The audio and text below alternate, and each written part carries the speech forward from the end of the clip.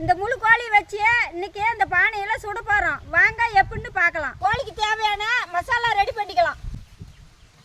இஞ்சி போட்டு விழுது, முட்டை, எலுமிச்சை பழம், தயிர். மசாலா ரெடி ஆயிடுச்சு. கோழி கீத்து போட்டுக்கலாம். மசாலா கோழிக்கு மசாலா தொடையாச்சு. போய் இனிமே சுட்டுக்கலாம்.